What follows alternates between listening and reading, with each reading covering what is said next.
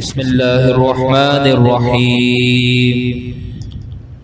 सुब्हानक ला इल्मा लना इल्ला मा अल्लमतना इन्नका अंतल अलीमुल हकीम।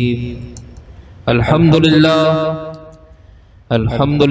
नहमदुहु व नस्तईनुहु व नस्तगफिरुहु व नु'मिनु बिही व नतवक्कलु अलैहि व नऊज़ु बिल्लाहि मिन शुरूरि अनफुसिना व मिन सय्यिआति अअमालिना। क़ाल अल्लाहु तबारक व तआला फ़िल क़ुरानिल अज़ीम व फ़ुरक़ानिल मजीद। बिस्मिल्लाहिर रहमानिर रहीम। वलक़द आतैनाका सबअम मिनल मसानी वल क़ुरआनिल अज़ीम। इन्नल्लाहा व मलाइकतहु युसल्लूना अलन नबी या अय्युहल्लज़ीना आमनू सल्लु अलैहि व सल्लिमू तस्लीमा। अल्लाहुम्मा सल्लि अला सय्यिदिना व नबिय्यिना व मौलाना मुहम्मदिन मअदिनिल जूदि वल करमि व आलिहि व बारिक व सल्लिम सलातन व सलामन अलैका या खातमन नबिय्यीन। ब्रदरान मोहतरम, अल्लाह के फजल से, अल्लाह के करम से सूरह हिज्र का आखिरी रुकू है, उसकी आयत मैंने आपके सामने तिलावत की है। गुज़िश्ता दर्स के अंदर ये रुकू मुकम्मल नहीं हुआ था, कुछ आयत रह गई। तो आज हमारे दो उन्वानात हैं। एक कुरान पाक की तफसीर है जिसमें आप सूरह फातिहा के बारे में तफसील से समाअत फरमाएंगे, और दूसरा जो मौजू है वो है तहरीक खत्म नबूवत। चूंकि आपको पता है 7 सितंबर 1974 एक आलमी फतह का दिन था, हमारे लिए कौमी फतह का दिन था, जिस दिन अपने आप को अहमदी, मिर्जाई, कादियानी कहने वालों को इस मुल्क की कौमी असेंबली ने अल्हम्दुलिल्लाह काफिर करार दिया। तो मैं आपको बताऊंगा इंशाअल्लाह उसमें उलमा की क्या कुर्बानियां थी। हमारे लोगों को वाक़ियत नहीं है इसमें कितना खून बहाया गया, उलमा का कितना किरदार रहा है, वो इंशाअल्लाह मैं आपको बताऊंगा। तो ये बहरहाल दर्स शुरू करते हैं। अल्लाह फरमाता है वलक़द आतैनाका सबअम मिनल मसानी वल क़ुरआनिल अज़ीम। फरमाया बेशक हमने 7 आयतें दी। सबआ का मतलब होता है 7। फरमाया अल मसानी का मतलब क्या है? इसका मतलब जिसको बार बार रिपीट किया जाए, जिसमें रिपीटेशन हो। तो अल्लाह फरमाता है कि हमने 7 ऐसी आयतें दी जो बार बार दोहराई जाती हैं। सबअम मिनल मसानी, फिर फरमाया वल क़ुरआनिल अज़ीम, और अजमत वाला कुरान दिया। तो हाज़रीन मोहतरम, कुरान पाक इजमाली कलाम करता है। इजमाली कलाम से मुराद है कि इन शॉर्ट, बहुत ही मुख्तसर अंदाज में। लेकिन सुभान अल्लाह कही है कि कुरान के कलाम में अगरचे तखसीस तो है, अगरचे इख्तिसार है, लेकिन इतना जामे, इतना बेहतरीन और इतना कॉम्प्रिहेंसिव कलाम कोई भी नहीं है।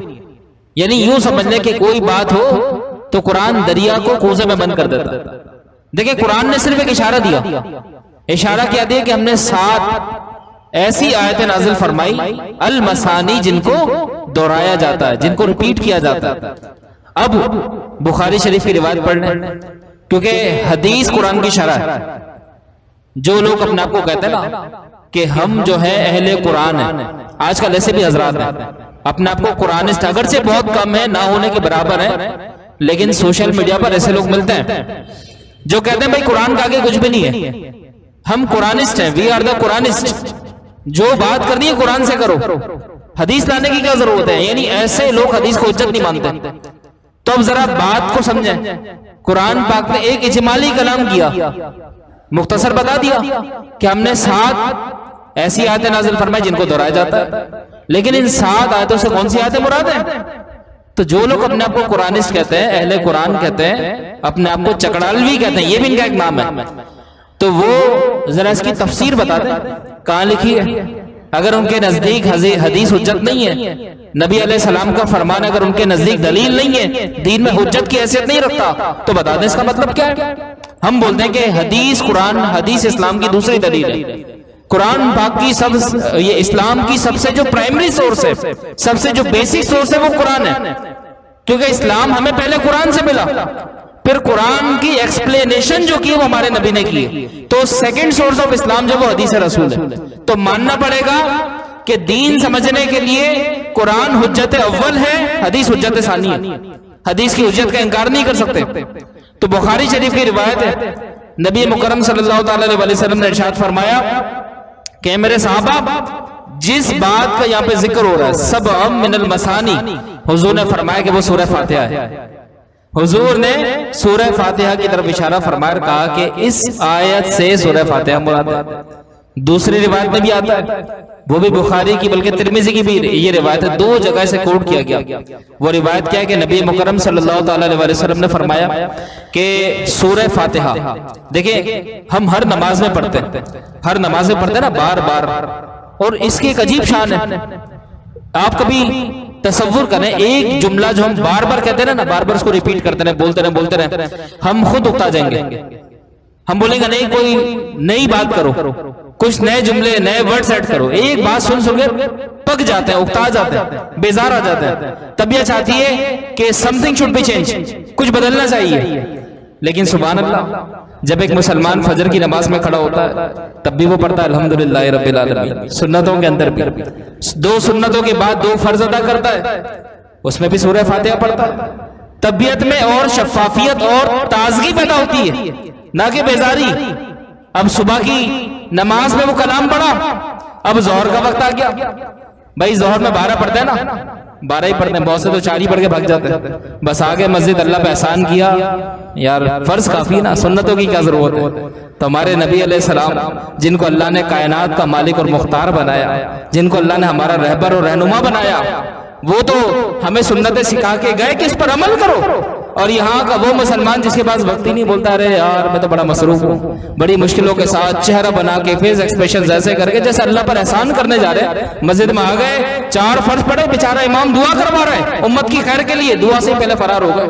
फरारा ये फरारू सब निकल गए। बाद में जाने के बाद दिल को तसल्ली मिल गई, यार कम से कम फर्ज तो अदा कर लिए ना। तो हमें उन लोगों में नहीं जाना चाहिए कि जो शॉर्ट तरीके से अपना फर्ज पूरा करके जैसे भी उठा के चले गए। भाई कोई भी काम करें मुकम्मल करें, कोई भी काम हो 100% पूरा होना चाहिए। अल्लाह के हुक्म में आप डंडी मार रहे हैं। 4 फर्ज पढ़ लिए और मस्जिद से जाने के बाद कह रहे हैं यार मैंने फर्ज नमाज अदा कर ली है। सुन्नतों के बारे में सवाल कोई होगा तो सवाल नहीं होगा, तो हमारे नबी ने दावत क्यों दी सुन्नतों की, क्यों अमल करके दिखाया। तो खैर 12 रकअतें हम जोहर में पढ़ते हैं, हर रकअत के अंदर क्या पढ़ते हैं, सूरह फातिहा। 4 सुन्नतों में पढ़ी, 4 फर्ज में, 2 सुन्नतों में, 2 नफिल में। किसी की तबीयत बेजार नहीं आती, यार सूरह फातिहा के बजाय कोई और सूरत क्यों ना हो जाती, क्या ही अच्छा होता। नहीं, यही सूरह फातिहा असर की 8 रकअतों में पढ़ते हैं। 4 रकअत गैर सुन्नतें गैर मुक्कदा और 4 रकअत फर्ज, वही मगरिब में पढ़ ले, वही इशा में पढ़ ले। कितनी मर्तबा हम सूरह फातिहा पढ़ते हैं। लेकिन मैं आपसे पूछता हूं, ईमानदारी से बताएं, कभी ऐसा हुआ कि काश सूरह फातिहा बदल दी जाती, इस सूरत को ना पढ़ते? क्योंकि इस सूरत के अंदर अल्लाह रब्बुल इज्जत ने ऐसी कशिश और ऐसी अट्रैक्शन और ऐसी लज्जत और ऐसा सुरूर और ऐसी कैफियत रखी है कि इंसान जब पढ़ता है तो गुम हो जाता है। दोस्तों एक बात का और शिकवा है, हम सब पढ़ लेते हैं, समझते नहीं है। ये इतनी मुबारक सूरत है कि अगर आप इसको समझ के पढ़े ना, आप गुम हो जाए। इसमें ऐसी शान है। अब मैं आपको बताता हूं उसकी वजह कि इसमें लज्जत कहां पर है। हमारे नबी सल्लल्लाहु अलैहि वसल्लम ने फरमाया 3 बातें सूरह फातिहा के बारे में। हुजूर ने फरमाया, बुखारी शरीफ और तिरमिजी ने इस बात को कोट किया। अल्लाह के नबी सल्लल्लाहु अलैहि वसल्लम फरमाते कि सूरह फातिहा ये उम्मुल कुरान है। क्या है ये? उम्मुल कुरान, कुरान की जान है, root of the Quran, Quran की बेस है, कुरान की बुनियाद है। फिर हुजूर ने फरमाया कि सूरह फातिहा ये उम्मुल किताब है। उम्मुल किताब का मतलब जितनी भी किताबें, आसमानी किताबें, इल्हामी किताबें अल्लाह की तरफ से नाजिल हुई, उन तमाम किताबों को पढ़ लिया जाए तो सूरह फातिहा जैसी कोई सूरत आपको ना मिलेगी। ये उम्मुल किताब है। फिर तीसरी बात जो नबी अलैहिस्सलाम ने फरमाई वो ये कि ये सब है मसानी है, इसे नमाज में दोहराया जाता है, और इन 7 आयतों को दोहराया जाता है। तो सूरह फातिहा में लज्जत क्यों है, इसको क्यों सबे मसानी कहा गया, इस पर जरा गौर करें। देखें, सूरह फातिहा को 2 हिस्सों में तकसीम कीजिए। पहला हिस्सा अल्लाह की इतनी खूबसूरत, इतनी वजीह, इतनी पुरवकार, इतनी ज़ीशान और इतनी आला हम्द पर मुश्तमिल है कि ऐसी हम्द आपको कहीं पर भी नहीं मिलेगी, ऐसी हम्द। एक मर्तबा इमाम जाफर सादिक रज़ियल्लाहु ताला अन्हु अपने मुरीदों में, अपने फॉलोवर्स में बैठे हुए थे, तो अचानक कहने लगे कि आज शाम के वक्त मैं तुम लोगों के सामने अल्लाह की ऐसी हम्द बयान करूंगा तुमने कभी नहीं सुनी होगी और तुम्हें उस जैसी लज्जत कहीं नहीं मिलेगी। तो जितने भी आपके फॉलोवर्स थे, चाहने वाले थे, वो सारे शाम के वक्त पहुंच गए और सोचने लगे कि आज इमाम साहब पता नहीं कौन सी आयत पढ़ेंगे, आज अब कौन सा जिक्र करेंगे। हो सकता है कोई नया तरीका तालीम फरमाए, हो सकता है अल्लाह की तरफ से इनको किसी नए तरीके की तरफ इशारा मिला हो। तो बहरहाल इमाम जाफर सादिक रज़ियल्लाहु ताला अन्हु अपने चाहने वालों के सामने आए और ऐसे हाथ बांधकर बैठ गए, आंखें बंद की। तो पहले पढ़ा बिस्मिल्लाहिर्रहमानिर्रहीम, उसके बाद इंतहाई खूबसूरत आवाज में, बड़े पुरनूर अंदाज में आपने पढ़ा अल्हम्दुलिल्लाहि रब्बिल आलमीन। सारे मुरीदीन झूम गए। किसी ने सवाल पूछ दिया, हजरत ये तो हम हर नमाज में पढ़ते हैं। पढ़ने का अंदाज बड़ा प्यारा था, सब पे कैफियत तारी हो गई, लेकिन किसी ने पूछ लिया। पूछना भी फायदा दे जाता है, कोई नहीं पूछा तो हम तक बात कैसे आती। तो इमाम जाफर सादिक से किसी ने पूछा, हुजूर आपने कहा था कैसी हम्द करूंगा कोई भी नहीं कर सकता, कहीं पर भी नहीं सुनी होगी, तुम्हारे कान उसे सुनकर झूम जाएंगे, तो ये तो हम हर नमाज में पढ़ते हैं। तो इमाम जाफर सादिक ने फरमाया कि बात यह कि हम अल्लाह की हम्द जब अपने अल्फाजों में करते हैं तो वो बात नहीं होती, अल्लाह की हम्द अल्लाह ही के अल्फाजों में करें तो बात ही कुछ और होती है। तो कुरान ने जिस खूबसूरत अंदाज में अल्लाह की हम्द बयान की, अल्लाह की तारीफ, तस्बीह, तहमीद बयान फरमाई, ऐसी तस्बीह दुनिया का बड़े से बड़ा इंसान बयान नहीं कर सकता। तो जो बात अल्हम्दुलिल्लाह में, जो जिक्र की जो कैफियत, जो नूरानियत, जो जिक्र की वजाहत, जो सूरह फातिहा की आयत अल्हम्दुलिल्लाहि रब्बिल आलमीन में कायनात के गोशे गोशे में बड़े बड़े कलंदरों को बुला ले, वो अपने अल्फाजों में अल्लाह की हम्द बयान करे, लेकिन सूरह फातिहा की पहली आयत जैसी हम्द कोई भी बयान नहीं कर सकता। ये ऐसी पुरतासीर हम्द है, ऐसी इसमें अल्लाह ने शान रखी अल्हम्दुलिल्लाहि रब्बिल आलमीन। तमाम खूबियां उस अल्लाह को जो आलमीन का रब है, आलमीन का रब है, कोई ऐसी हम्द कर सकता है? अब यहां पर एक चीज और देखें, हम्द का मतलब होता है खूबी, तारीफ। बाज ने इसका तर्जुमा तारीफ भी किया, लेकिन आला हजरत इमाम अहले सुन्नत मौलाना शाह अहमद रजा खान रहमतुल्लाह अलैह ने हम्द का तर्जुमा किया खूबी। क्यों किया, इसकी वजह क्या? तारीफ और खूबी में क्या डिफरेंस है, क्या फर्क है? तो बड़े नुक्ते की बात आपने फरमाई। कहा देखिए, तारीफ जब होती है जब कोई बयान करने वाला हो। भाई तारीफ वो होती है, आपके अंदर एक क्वालिटी है, कोई इसको मान ले, हाँ भाई ये क्वालिटी तो ये तारीफ हुई, तो इसका मतलब आपके अंदर वो क्वालिटी तारीफ की मोहताज थी। लेकिन खूबी कोई माने या माने वो तो है, बात समझ गए? भाई खूबी तो अपनी जगह मौजूद है, कोई इसको अप्रिशिएट करे ना करे, लेकिन तारीफ करनी पड़ती है, तारीफ के लिए जुबान हिलानी पड़ती है, इशारा करना पड़ता है। तो यहां पर फाजिल बरेलवी रहमतुल्लाह ने फरमाया कि अल्लाह तारीफ का तो मुस्तहक है, लेकिन तारीफ से पहले खूबी का मुस्तहक है। कोई इसकी तारीफ करे ना करे, पूरी कायनात बागी हो जाए, लेकिन जो खूबी अल्लाह में वो हमेशा से और हमेशा रहेगी। तो अल्लाह तुम्हारी तारीफ का मोहताज नहीं, वो तमाम खूबियों का मालिक है। कितनी प्यारी बात की, आप जरा गौर करें। तमाम खूबियां उस रब को, उस अल्लाह को जो आलमीन का रब है। आलमीन में चले जाए, क्या है आलमीन? ये बड़ी लंबी तफसीर है, मैं आपको बहुत शॉर्ट बता रहा हूं। आलमीन ये जिसको कोई नहीं समझ सकता, बल्कि हजरत अब्दुल्ला बिन मसूद रज़ियल्लाहु ताला अन्हु, जानते हैं ये कौन से साहबी हैं? ये फकीहुल उम्मत साहबी हैं।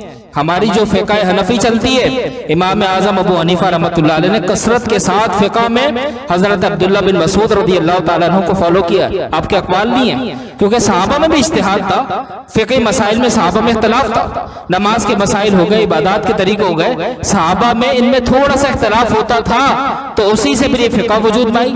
फ़िक़्ह मालिकी, फ़िक़्ह हम्बली, फ़िक़्ह शाफ़िई, लेकिन सारे रूट एक ही असल से मिलते हैं, वो हमारे नबी हैं। तो किसी के तरीके में अगरचे फर्क है, लेकिन अकायद, नजरियात और बुनियाद सबकी एक। तो ये फकीहुल उम्मत साहब ही हैं, हजरत अब्दुल्ला बिन मसूद रज़ी अल्लाह ताला अन्हु फरमाते हैं आलमीन की तफसीर के बारे में कि आलमीन जानते हैं क्या है? फरमाते हैं आलमीन की जो तादाद है वो 40,000 के करीब आलमीन है। 40,000, बाज ने 80,000 तक कहा।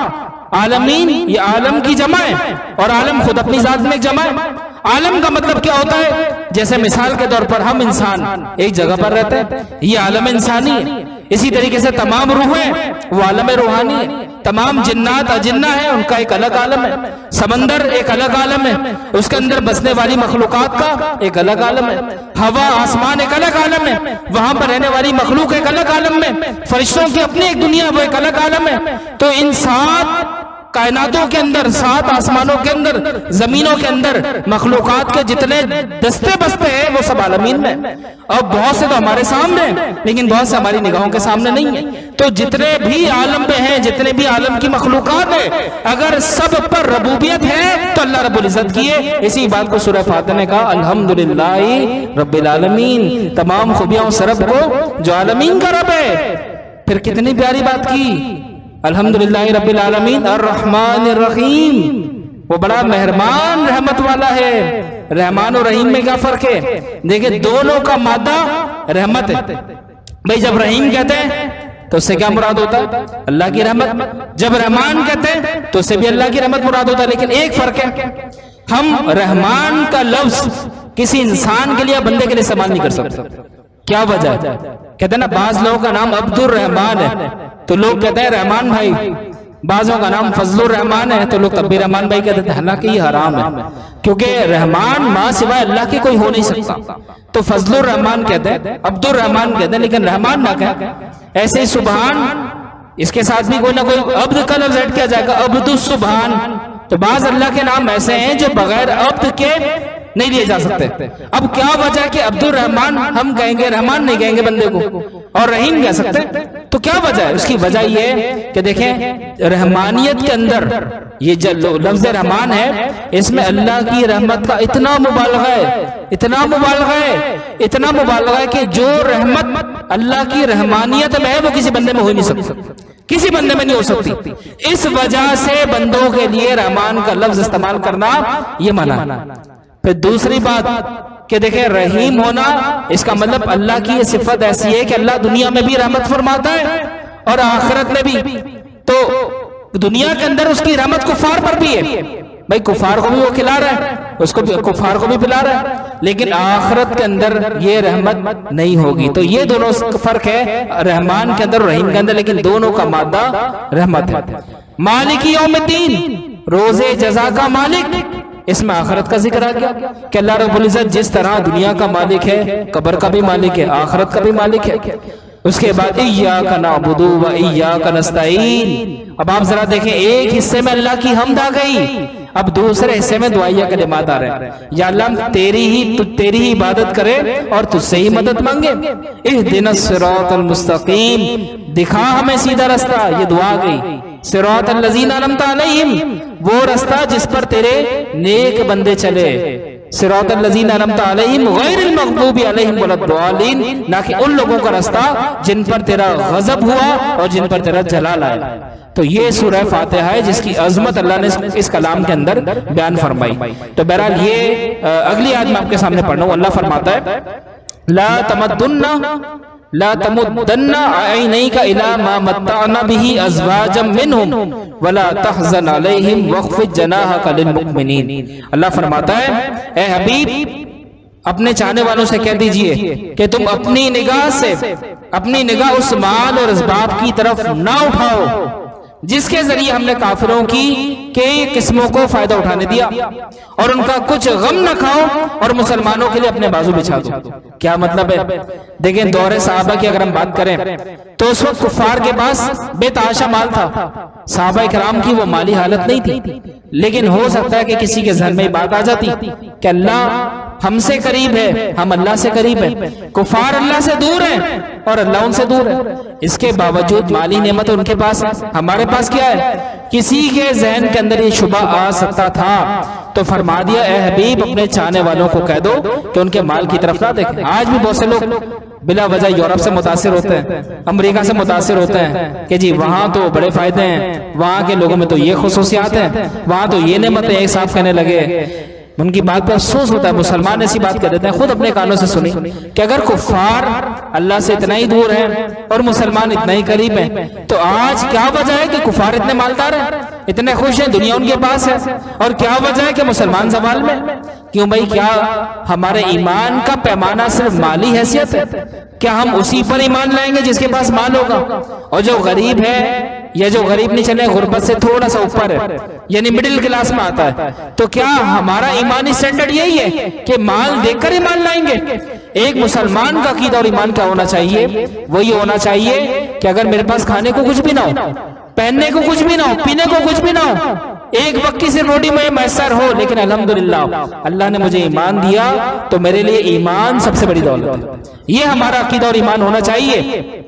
तो यहाँ इस आयत में ये समझाया गया कि कुफार की तरफ ना देखें। एक हदीस आपको और सुना दूं, कितनी जामे हदीस है। अल्लाह के नबी ने फरमाया कि अगर अल्लाह के नजदीक दुनिया की अहमियत, इसको जरा गौर से समझें, अगर अल्लाह के नजदीक दुनिया की अहमियत मच्छर के पर से भी ज्यादा होती, अगर मच्छर के पर से भी ज्यादा होती, तो हुजूर फरमाते हैं कि अल्लाह कभी भी इस दुनिया को कुफार के हवाले ना करता। देखें, मच्छर की हैसियत नहीं हमारी नजरों में, जहां बैठ जाता है ना वहां मार देते हैं, झट से उसको मार देते हैं, तो मच्छर के पर की क्या हैसियत होगी? तो अल्लाह के नजदीक दुनिया और दुनियावी मता की कोई हैसियत, कोई औकात नहीं है। इसीलिए तो फरमाया कि अगर मच्छर के पर के बराबर इससे भी ज्यादा अहमियत होती तो कभी कुफार को ना देता। तो मुसलमान एक वक्त था कि भूखे होते थे, दौरे रिसालत इब्तिदाई दौर की आप बात कर लें, मुसलमानों के माली वसाइल नहीं थे, फाके करते थे, लेकिन इसके बावजूद उनका ईमान कितना आला होता था। यह हमारे लिए दावत फिक्र है। तो अल्लाह ताला ने शायद में फरमाया। उसके बाद अगली आयत में अल्लाह फरमाता है, वकुल इन्नी अनन नज़ीरुल मुबीन कमा अंज़लना अलल मुक़तसिमीन अल्लज़ीना जअलुल कुरआन ईदीन। अल्लाह फरमाता है, और तुम फरमाओ कि मैं ही साफ डर सुनाने वाला हूं, जैसा हमने तकसीम करने वालों पर उतारा और जिन्होंने कलाम इलाही के टुकड़े टुकड़े कर दिए। अल्लाह फरमाता है, अल्लज़ीना जअलुल कुरआन ईदीन, जिन्होंने कलाम इलाही के टुकड़े किए। अब यहाँ पर यहूद मुराद है, नसारा मुराद। यहूदियों ने क्या करा? अपनी किताब को तकसीम किया, यानी जो उनके मयार के मुताबिक होती, जो उनकी मर्जी के मुताबिक होती, उसको मान लेते। ईसाइयों ने क्या करा? इंजील के अंदर रद्द बदल किया। यही कोशिश इन्होंने कुरान पर भी की, लेकिन चूंकि कुरान के बारे में अल्लाह का वादा है कि कुरान तब्दील नहीं हो सकता, तो उनकी एक कामयाबी यहाँ पर ना हो सकती। तो बहरहाल ये चंद आयतें मैंने आपके सामने पढ़ी हैं। दोस्तों, अगला जो मेरा मौजू है तहरीक खत्म नबूवत, देखें इसमें इंशाल्लाह मुख्तसर और जामे कलाम करने की कोशिश करूंगा। दो आयतें मैं बतौर दलील आपके सामने पेश करता हूं। अल्लाह ने फरमाया, अल यौमा अकमलतु लकुम दीनुकुम व अतममतु अलैकुम निअमती व रदीतु लकुमुल इस्लाम दीना, कि आज मैंने तुम्हारे लिए तुम्हारा दीन मुकम्मल कर दिया, तुम पर अपनी नेमतें तमाम कर दी और इस्लाम को बतौर दीन तुम्हारे लिए पसंद किया। अल यौमा अकमलतु लकुम दीनुकुम, इसका मतलब दीन मुकम्मल हो चुका, दीन अपने तमाम पर पहुंच चुका। अब इस दीन के अंदर कोई रद्द बदल की जरूरत नहीं। तो कुरान से मालूम हुआ कि कोई नया नबी नहीं आ सकता। दूसरी दलील सुन लें, मशहूर दलील है, मा काना मुहम्मदुन अबा अहदिन मिन रिजालिकुम वलाकिन रसूलुल्लाहि व खातमुन नबिय्यीन। अल्लाह ने फरमाया कि मोहम्मद तुम्हारे मर्दों में से किसी के वालिद नहीं है, वो अल्लाह के रसूल और खातिमुन नबिय्यीन। दो दलीलें मैंने आपको कुरान से, चूंकि आयत इस आयत पर बात है ना, मा काना मोहम्मद पर, तो इसमें लफ्ज आ रहा है खातिमुन नबिय्यीन। अब यहाँ पर देखें, कुरान तो कादियानी भी पढ़ते हैं, कुरान तो अहमदी भी पढ़ते हैं, लेकिन यहाँ पर जब ये कुरान पढ़ते हैं तो कुरान के जरिए क्या खयानत करने की कोशिश करते हैं वो जरा समझ लें। जब एक अहमदी साहब पूछेंगे, जब एक कादियानी साहब पूछेंगे, क्यों भाई कुरान पाक में हुजूर की खातिमियत का, खातिमियत नबूवत का जिक्र है, तो इस लफ्ज से तुम्हारा क्या मसला है, तुम क्यों हुजूर को खातिमुन नबीयीन नहीं मानते? तब जरा उनका जवाब सुन लें। वो कहते हैं कि खातिमुन नबीयीन से वो मुराद नहीं जो आप ले रहे हैं। बात समझ गए? वो क्या कहते हैं कि खातिमुन नबीयीन से वो मुराद नहीं जो आप ले, हम क्या लेते हैं कि हुजूर बाग़े नबूवत की आखिरी मोहर है, हुजूर के बाद कोई नबी नहीं है। लेकिन कादियानी क्या बोलता है कि लफ्ज़ खातिम इसका मतलब मोहर है। तो वो कहते हैं कि हुजूर अलैहिस्सलाम आखिरी नबी है, यानी नबूवत पर मोहर तो लग चुकी, लेकिन हुजूर के साए तले हुजूर की लीडरशिप के अंदर अंदर अल्लाह रब्बुल इज्जत अब भी नबियों को भेज सकता है। नबूवत का दरवाजा बंद हुआ है, लेकिन अल्लाह रब्बुल इज्जत नबी के साए की सूरत में, यानी जिल की सूरत में किसी नबी को भेज सकता है। ये कादियानी और अहमदी इस साए से फ्रॉड करते हैं, धोखा देते हैं।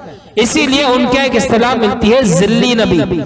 आप अगर कादियानियों को पढ़ेंगे ना, पढ़ना नहीं चाहिए, मैं आपको बता रहा हूं, खबरदार कोई भी शख्स कोशिश ना करे, क्योंकि उनका मवाद इतना बेहुदा और इतना गुस्ताखियों पर मुश्तमिल है कि एक मुसलमान नहीं पढ़ सकता। आपसे मिर्जा गुलाम अहमद कादियानी की किताब है रूहानी खजाइन, उसकी चंद इबारतें पढ़ लें और ईसा अलैहिस्सलाम के बारे में जरा मवाद पढ़ लें। मैं कहता हूं कि एक बाइज्जत मुसलमान, एक शरीफ घराने का मुसलमान वो पढ़ नहीं सकता। इस बदबख्त और मलून ने हजरत ईसा अलैहिस्सलाम की शान के अंदर जो तौहीन आमेज मवाद लिखा है वो कोई भी जसारत नहीं कर सकता। तो रूहानी खजाइन के अंदर बकायदा ये बात मौजूद है। इसी तरीके से कादियानियों के ये टर्म मौजूद है कि जिल्ली नबी आ सकता है। नबी तो नहीं आ रहे, लेकिन नबी के साए में अल्लाह रब्बुल इज्जत एक और नबी को भेज सकता है। इससे हुजूर की खातमियत पर कोई फर्क नहीं आता।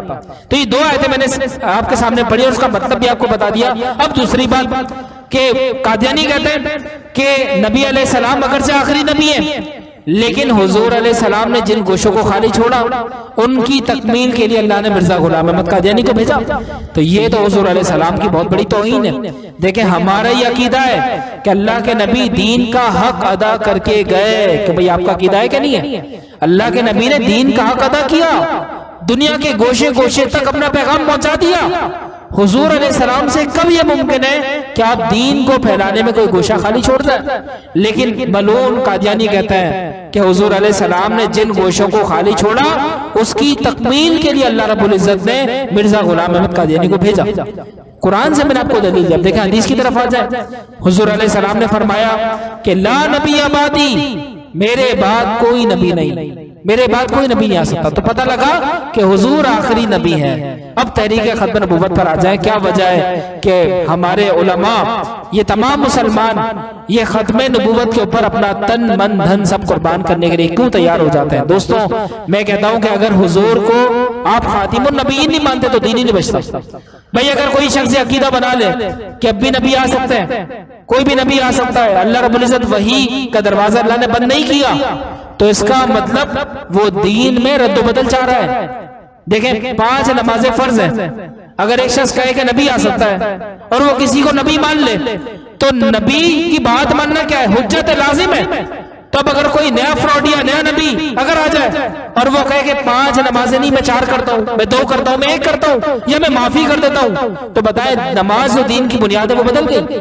भाई ज़कात का निजाम है, तो कोई नबी अगर कोई झूठा शख्स मलून अगर नबी का दावा लेकर आता है, वो कहते हैं कि आज से ज़कात माफ है, रोजे माफ है, तो दीन का तो नक्शा ही बदल गया।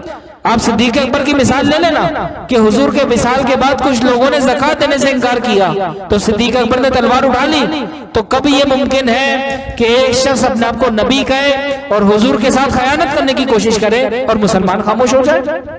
बहरहाल, जब पाकिस्तान बना तो पाकिस्तान बनने के बाद यहाँ का जो पहला शख्स था, पहला वजीर खारजा, इसका नाम था जफरुल्लाह कादियानी, और ये आराम से वजीर खारजा बन गया। वजीर खारजा एक बहुत बड़ी पोस्ट होती है, और ये वो शख्स था कि आपको मालूम होगा कि इसने कायद आजम मोहम्मद अली जिन्ना का नमाज जनाजा नहीं पढ़ा। क्यों नहीं पढ़ा था? कि इसने कहा था, इसकी साफ स्टेटमेंट है कि मोहम्मद अली जिन्ना साहब मुसलमान थे, वो कादियानी नहीं थे। मैं कादियानी हूं तो मैं इनकी नमाज जनाजा नहीं पढ़ सकता, तो इसने नमाज जनाजा नहीं पढ़ी। इसके बाद बाकायदा कादियानियों के खिलाफ एक तहरीक चली 1953 के अंदर। उलमा ने, मशाइख ने कुर्बानियां दी और पंजाब की सड़कों पर, सिंध की सड़कों पर, बलूचिस्तान में, केपीके में लोगों का एक जम्मे गफीर होता था। उस वक्त जो उलमा नुमाइंदगी कर रहे थे वो मौलाना अहमद अली साहब रहमतुल्लाह अलैह थे, और इसी तरीके से शाह बरकात रहमतुल्लाह अलैह थे। कई और उलमा थे जिन्होंने उस वक्त बड़ी मेहनतें की, कोशिशें की, और कादियानियों का जोर उनकी वजह से थोड़ा सा टूटा। यहां तक के कई गिरफ्तारियां हुई, कई उलमा जेल में गए।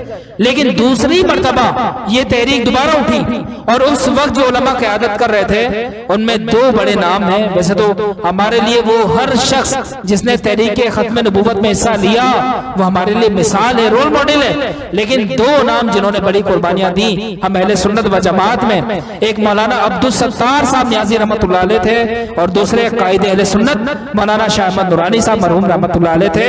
इनकी कुर्बानी बड़ी बेमिसाल है। सिर्फ अब्दुल सत्तार साहब न्याजी रहमतुल्लाह अलैह के बारे में आपको बताऊं, आपको मालूम होगा कि तहरीके खत्म नबूवत के अंदर आपने लाहौर की मस्जिद वजीर खान को मरकज बना दिया और कहा कि हम यहाँ से हेड करेंगे और कादियानियों के खिलाफ तहरीक चलाएंगे। उसके बाद आपको गिरफ्तार कर लिया गया और अफसोस की बात यह थी कि फौजी अदालत में आपका मुकदमा चला, 7 दिन आप जेल में रहे। उसके बाद आपकी फांसी का ऑर्डर जारी हो गया, फांसी के ऑर्डर जारी हो गए और तकरीबन 1 या 2 हफ्ते मौलाना अब्दुल सत्तार खान न्याजी रहमतुल्लाह अलैह को आपको मालूम है कहाँ रखा गया? जेल के उस हिस्से में रखा गया जहां पर फांसी के कैदी होते हैं। उस जगह पर मौलाना अपनी फांसी का इंतजार कर रहे थे कि कब मुझे फांसी पर चढ़ाया जाए। लेकिन दोस्तों कितनी सआदत की बात है, कितना अपने लिए फख्र की बात है कि ऐसे मौके पर जब पता है कि मुझे सूली पर लटका दिया जाएगा अपने मौके से पीछे नहीं हटे। आपको बहुत समझाया गया, आके कहा गया भाई हमसे मुज़ाकरात कर लें, हमसे बात कर लें, हम आपकी बात मान लेंगे, बस आप इस तहरीक से पीछे हट जाएं। अब्दुल सत्तार साहब न्याजी रहमतुल्लाह अलैह ने कहा कि जान तो जा सकती है, सर तो कलम हो सकता है, लेकिन हुजूर की खत्म नबूवत से पीछे हट जाओ, ऐसा नहीं हो सकता। फांसी के लिए भी आप तैयार हो गए। उसके बाद मस्जिद अक्सा के जो इमाम थे ये फलस्तीन के अंदर बैतुल मुकद्दस में मौलाना सैयद हसन अली ये इन्वॉल्व हुए और उन्होंने पाकिस्तानी हुकूमत पर दबाव डाला और कई और उलमा को अपने साथ मिलाया, जिसकी वजह से मौलाना अब्दुल सत्तार न्याजी साहब रहमतुल्लाह अलैह के फांसी के ऑर्डर खत्म हुए और फिर आपकी जो सजाए मौत थी उसको उम्र कैद की सजा में तब्दील कर दिया गया। इसके अलावा दूसरा जो नाम मैंने आपको बताया मौलाना शाह अहमद नूरानी रहमतुल्लाह अलैह तहरीके खत्म नबूवत के सिपह सालार थे। आपकी दिन रात मेहनतों की वजह से, मशक्कतों की वजह से आज इस मुल्क को यह एजाज हासिल है कि यहाँ पर अहमदियों को गैर मुस्लिम करार दिया गया। मौलाना शाह अहमद नूरानी रहमतुल्लाह अलैह तमाम उलमा को अपने साथ मिलाया, कौमी असेंबली के फोरम से कादियानियों के खिलाफ एक तहरीक चलाई और तहरीक चलाने के साथ साथ सबके दस्तखत दिए। उस वक्त असेंबली के अंदर बड़े बड़े लिबरल मौजूद थे, सेकुलर मौजूद थे, लेकिन नूरानी में रहमतुल्लाह अलैह की मैं कहता हूं करामत थी कि सब ने आके बन करके इस पे साइन कर दिए। एक उस वक्त मैं नाम नहीं लेता, असेंबली के अंदर बहुत बड़ा लिबरल मौजूद था, नूरानी में उसके पास गए, कहा भाई कादियानियों को गैर मुस्लिम करार देना है, आप सिर्फ सबने साइन कर दें। लोग समझते थे ये साइन नहीं करेगा, उसने आके बन करके सिग्नेचर कर दिए। किसी ने नूरानी में ऐसे कहा कि हजरत आपने कौन सा वजीफा पढ़ा था कि अचानक ही वो शख्स साइन कर दिया? उसने कुछ भी नहीं कहा, वो तो पढ़ा पक्का लिबरल है, सेकुलर है। तो नूरानी में रहमतुल्लाह अलैह कहने लगे कि इसमें मेरा कोई कमाल नहीं, ये भी हुजूर की खत्म नबूवत का मौजज़ा है कि उस शख्स ने भी साइन कर दिया। उसके बाद अगले दिन करारदाद पेश करनी थी।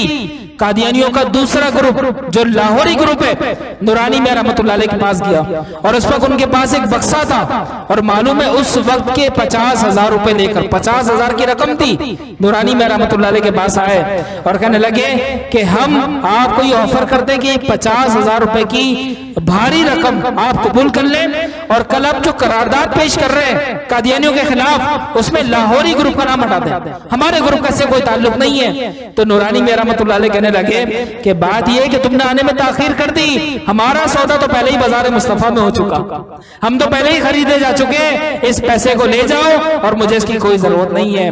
बहरहाल उसके बाद कौमी असेंबली के अंदर बहस चली कादियानियों की तरफ से मिर्जा नासिर जो उस वक्त उनका खलीफा था, 1 हफ्ते तवील बहस चली, एक तरह का मुनाजरा चला, उलमा ने दलाइल दिए, बिल आखिर अल्हम्दुलिल्लाह यौम फतेह अजीम अल्लाह रब्बुल इज्जत ने मुसलमानों को फतह अता फरमाई और कादियानी जलील और ख्वार हुए और कौमी असेंबली के फोरम से 7 सितंबर 1974 में अल्लाह ने मुसलमानों को यह फतह अता फरमाई कि इस मुल्क में कादियानियों को गैर मुस्लिम करार दे दिया गया और उनको मना किया गया कि ये उस तरह मसाजिद नहीं बना सकते जिस तरह मुसलमान मसाजिद बनाते हैं, इनकी मस्जिदों से अजानें नहीं हो सकती, ये शाहराहों पर चौराहों पर अपने मजहब की तबलीग नहीं कर सकते। अल्लाह रब्बुल इज्जत ने मुसलमानों को कामयाब और कामरान फरमाया। दोस्तों खत्म नबूवत का एक और मौजज़ा जरा मुलाजा फरमाए, जब कौमी असेंबली के फोरम से अल्लाह ने मुसलमानों के शानदार फतह दी तो मिर्जा नासिर इसके चेहरे पर फिटकार आ गई और ये इसका मुंह खुला रह गया। तो देखने वालों ने देखा कि असेंबली की जो छत थी उस वक्त के अहले शाहिदीन बताते हैं, और वो अहले शाहिदीन से उलमा नहीं है बल्कि हर किस्म का तबका है, सियासी तबका, वो ये बताता है कि असेंबली की छत बंद थी ऊपर से, लेकिन न जाने किसी परिंदे ने इसके ऊपर बीट करी और वो बीट इसके सर पे जाके गिरी और सबने जेब से रुमाल निकाल के साफ करा और कोई इंग्लिश में इसने कोई गाली का वर्ड इस्तेमाल करा। तो दोस्तों ये अल्लाह रब्बुल इज्जत की तरफ से उसको जिल्लत मिली कि एक तरफ तो उसके मुंह पर तमाचा पड़ा कि गैर मुस्लिम करार दे दिया गया, दूसरी तरफ खुदा की कुदरत के एक परिंदे ने भी को उस वक्त जलील कर दिया जब जहां पर परिंदे की बीट आने का कोई रास्ता नहीं था, अल्लाह ने इसकी जिल्लत का सम्मान किया। दोस्तों ये है खत्म नबुव्वत की फतह जो 7 सितंबर को अल्हम्दुलिल्लाह हुई। इस पर एक और किरदार ये था कि अब्दुल मुस्तफा अजहरी साहब, मुफ्ती अब्दुल मुस्तफा अजहरी रहमतुल्लाह अलैह, जिनकी मशहूर किताब है सीरत मुस्तफा, तो उन्होंने बकायदा नूरानी मियां को मुसलमान की तारीफ लिख कर दी कि आप इसको पाकिस्तान के आइन में शामिल फरमाएं, और आईने पाकिस्तान के अंदर मुसलमान की जो तारीफ थी उसमें खत्म नबुव्वत पर ईमान को ईमान का लाजमी जुज करार दिया गया, और ये बात तय हो गई कि मुसलमान वही शख्स शुमार होगा जो अल्लाह पर ईमान रखे, अल्लाह के नबी पर ईमान रखे और साथ साथ हुजूर सल्लल्लाहु अलैहि वसल्लम के खातिमुन नबीयीन होने पर ईमान लाए, वही शख्स मुसलमान शुमार होगा, वरना नहीं। ये तो एक आम सी बात ही दोस्तों। एक जरा देहातियों का भी अकीदा आप सुन लें। मैंने एक वाकया पढ़ा था, मुझे बड़ा अच्छा लगा, और अकीदा ऐसा होना चाहिए। थर पार करके एक लोहार थे, बुजुर्ग थे, उनका नाम भी मुझे याद नहीं आ रहा, लेकिन मैंने पढ़ा कि वो लोहार का काम करते थे। तो आपको पता है कि इंटीरियर सिंध के अंदर ये लोग काम करते हैं, इनकी मशीनरीज काम करती हैं। तो एक कादियानी इनके पास तबलीग करने के लिए आया और कहने लगा कि नबी अलैहिस्सलाम तो आखिरी नबी है, लेकिन साथ साथ मिर्जा गुलाम अहमद कादियानी भी अल्लाह का नबी है, और उसके जो खलीफा है वो उसका रास्ता लोगों को बता रहे हैं। तो वो बुजुर्ग जो थे वो अपना लोहे का काम करते रहे, और उन्होंने क्या करा, जब सारी बातें सुन ली तो उस शख्स का जो तबलीग कर रहा था कादियानियत की, उसका गिरबान पकड़ा और उसको लिटा दिया जमीन पे, और कुल्हाड़ा उसके सर पे रखा और कहा, देख जो मैं कह रहा हूं तुझे वो कहना है। उसने कहा कहिए। उसने कहा कह कि मिर्जा गुलाम अहमद कादियानी मलून था, काफिर था, हुजूर का गुस्ताख था, उसने हुजूर की तौहीन की। जैसे वो लोहार कहते गए वो कादियानी कहता गया, उस जैसे उसने सारी बातों का इकरार कर लिया, आपने कुल्हाड़ा फेंक दिया और कहा खड़े हो जा। वो खड़ा हुआ, फिर कुल्हाड़ा उठाया, अब उसके हाथ में दिया, कहा मुझे गिरा और मेरी गर्दन पर कुल्हाड़ा रख और मुझसे कहे कि अपने नबी सल्लल्लाहु अलैहि वसल्लम की तौहीन करो तो तू देख ले, तू मेरी गर्दन भी अलग कर देगा, मेरा जिस्म भी पाश पाश कर देगा, लेकिन मैं अपने नबी की गुस्ताखी नहीं कर सकता और हुजूर की खत्म नबुव्वत से रूगर्दानी नहीं कर सकता। तो दोस्तों अल्हम्दुलिल्लाह अल्लाह ने हम पर बड़ा एहसान फरमाया। आज जरूरत इस अमर की बयान मैंने क्यों करा, इसकी वजह क्या थी? देखिए आज आपको पता है कि चूंकि कादियानी इस मुल्क में मुसलमान अब नहीं रहे, बल्कि आईने पाकिस्तान के तहत वो ऑफिशियल काफिर हैं, लेकिन आज भी सोशल मीडिया पर ऐसे लोग बड़े एक्टिव हैं। मैं आपको सही बता रहा हूं, मैंने 3 दिन 4 रात जाग कर बाकायदा इनसे मुनाजरे किए। कोई एक नहीं था बल्कि 10-10, 12-12 होते थे, लेकिन अल्हम्दुलिल्लाह अल्लाह ने ऐसी लाज रखी कि कभी ऐसा नहीं हुआ कि उन्होंने कोई बात की हमने जवाब ना दिया, बल्कि मुंह की खाई है, कई दफा मुंह की खाई, और रिकॉर्ड मेरे पास मौजूद है। मैं आपको बताना ही चाह रहा था कि जब उनको पता है कि एक शख्स इसने दीन पढ़ा है तो वो उसको घेर सकते हैं, उससे बात कर सकते हैं, उसको दलाइल दे सकते हैं, तो हमारे घर का बच्चा जिसको पता ही नहीं है वो भी सोशल मीडिया इस्तेमाल कर रहा है, तो ऐसे बच्चे के ऊपर या ऐसे जो लड़के हैं जो सोशल मीडिया इस्तेमाल कर रहे हैं उनकी गुमराहियत के चांस बन जाते हैं। तो हमारे लिए लाजिम है कि मिंबर और मेहराब से उस तहरीक को दोबारा जिंदा करें, उसका नाम और बकायदा इनको डिक्लेयर करें कि काफिर है और ये हमारे लिए फितना है। इस वजह से मैंने पूरा बयान करा, क्योंकि सोशल मीडिया पर व्यूअर्स देखते हैं, लोग देखते हैं, तो इससे क्या होगा कि अगर एक शख्स का भी ईमान महफूज रह गया तो ये हमारे लिए बड़ी कामयाबी हो जाएगी। तो बहरहाल अल्लाह ताला से दुआ है कि अल्लाह ताला हमें कामयाब फरमाए, कामरान फरमाए, और खत्म नबुव्वत पर कामिल ईमान रखने के अल्लाह ताला हमें तौफीक अता फरमाए। एक ऐलान समाअत फरमा ले, फैज़ान निसारिया से इंशाअल्लाह आज रात लाइव 11 से 12 बजे प्रोग्राम होगा। दीनी अहकामात, शरई अहकामात बयान होते हैं, तो उसको आप लाजमी देखें, उस पेज को लाजमी लाइक करें। अल्लाह ताला आप सबका आमीन।